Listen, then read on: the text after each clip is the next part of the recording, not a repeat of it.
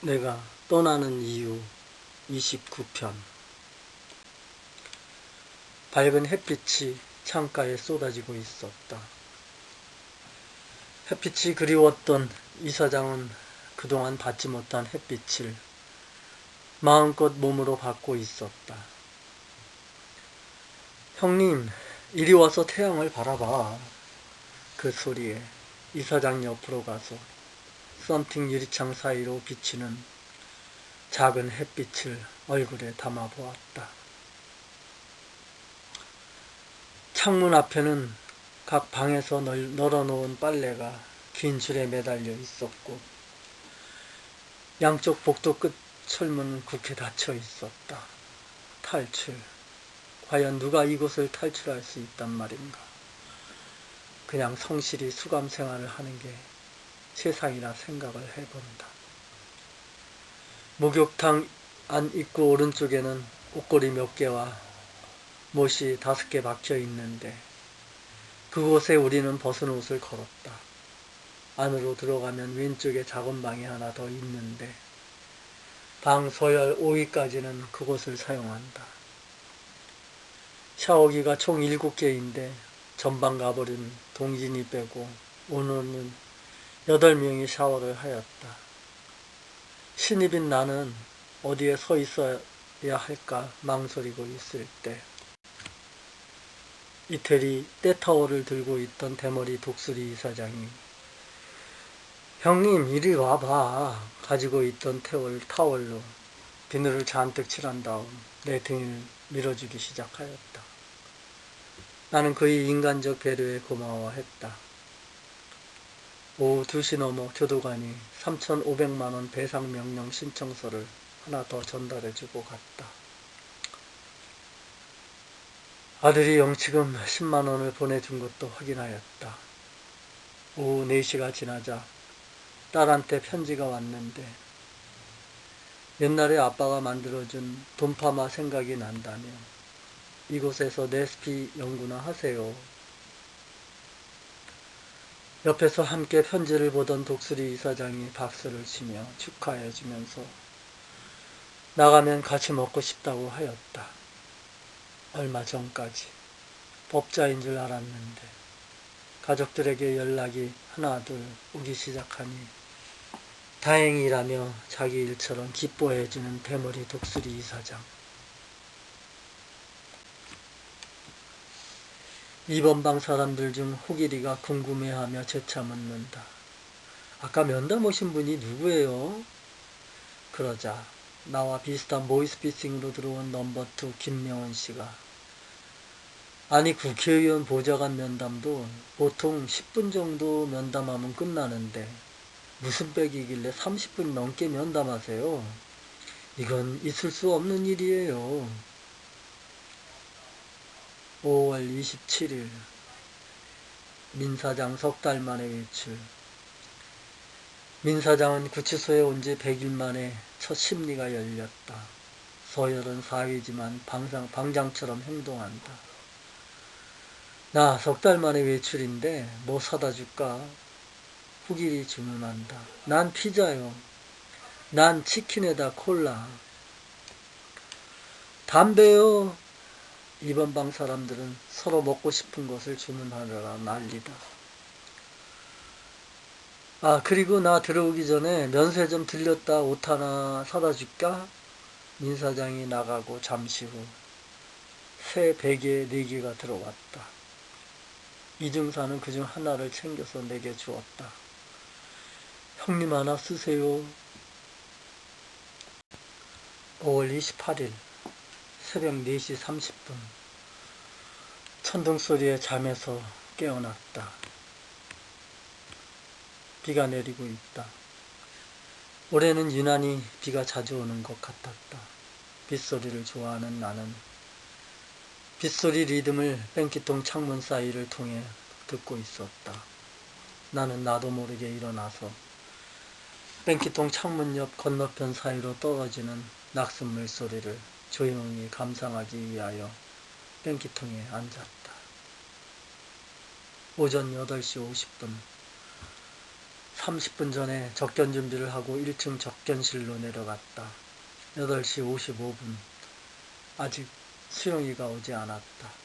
지난번 접견 때는 아들이 오지 않아 속이 타들어갔는데 오늘은 수영이가 속을 태운다.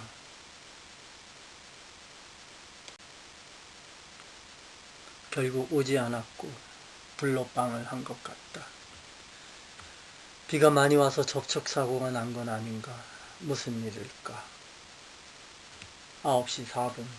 나는 풀이 죽어 접견실을 나섰다. 정말 혹시 내게서 실망할 무슨 일이 생긴 건 아닌가. 아니, 며칠 전 호영이가 영치금도 보내주고 어제는 수영이에게서 편지가 왔는데 그 사이 무슨 일이 생긴 건 아닌가. 나는 순간순간 일희일비하는 내 자신을 완전히 중심을 잃어가고 있었다. 만일 가족이 나를 버린다면 나는 이제 어떻게 할 것인가. 다시 한번 생각해 보았다. 이렇듯 복잡한 생각과 함께 방으로 돌아오자 형님, 딸이 뭐라고 그래? 독수리 이사장이 제일 먼저 물어본다. 아무 일 없었다는 듯 나는 엷은 미소로 답하였다. 잠시 후 월요일 2시 30분에 이다혜 접견입니다. 소지가 조용히 통보하고 지나갔다. 그 소지는 50대 후반으로 매우 성실한 사람처럼 보이는데 와이프가 피부과 의사라면서 이곳 구치소 사람들에게 간단한 의학 지식과 피부 미용에 관하여 상담도 해주며 필요하면 와이프 병원으로 가라며 열심히 홍보도 한다. 일산에 사는 김영훈 사장이 한참 만에 무거운 입을 열었다. 형님, 저는 딸이 고3이고 아들은 군에 가 있는데 아내와 헤어진 후 새로 만난 여자와 동거 중에 이 사단이 났어요.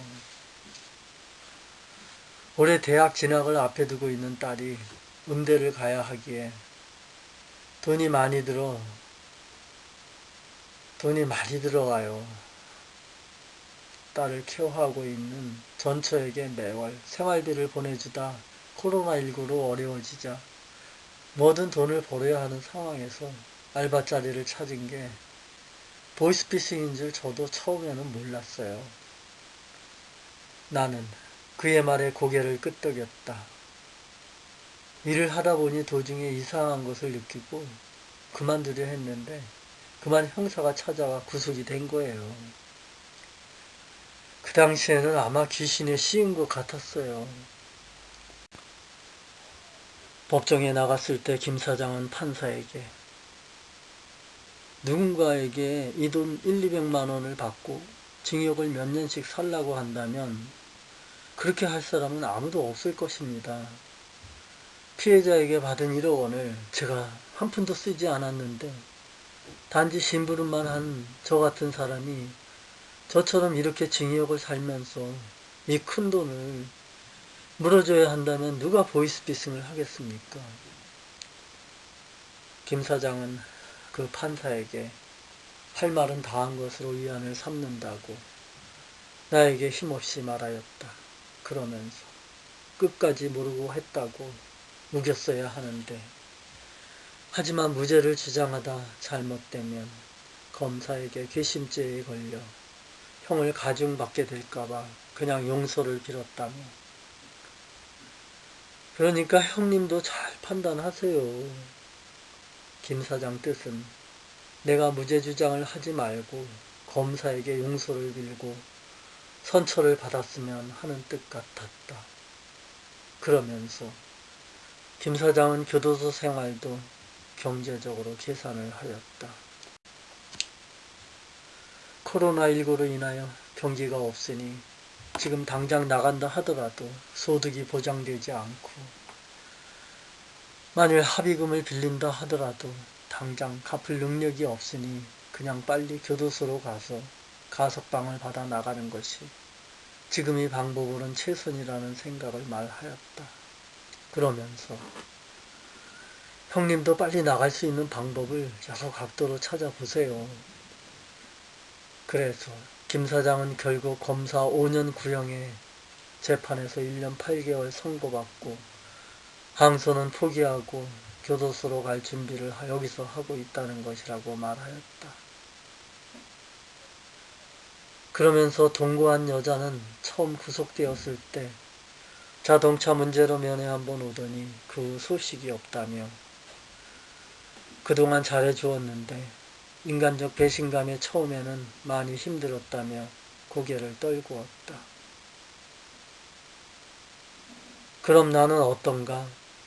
나는 빨리 나가고 싶다는 생각만으로 집에 돈도 없는데 그 짐을 가족들에게 씌우려고 하는 비겁한 아빠가 되고 있는 게 아닌가. 김 사장의 사연은 나를 냉정하게 생각하는 계기가 되었다. 나 역시 1억 5천만 원이라는 큰 돈을 내가 당장 앞으로도 쉽게 벌 수 있는 돈은 아니다. 더군다나 월급쟁이 생활하는 아이들에게 이 큰 짐을 씌운다는 것은 애비로서 있어서는 안 될 못된 짓이라고 생각하여 철없이 내 욕심만 생각하였다는 것에 대하여 창피함을 느꼈다. 5월 29일 내가 이번 방 문지방을 들어설 때만 하더라도 11명이었던 사람들이 어제 2명 나갔으니 이제 9명이 되었다. 하지만 나의 뺑기통 일상은 변함이 없었다.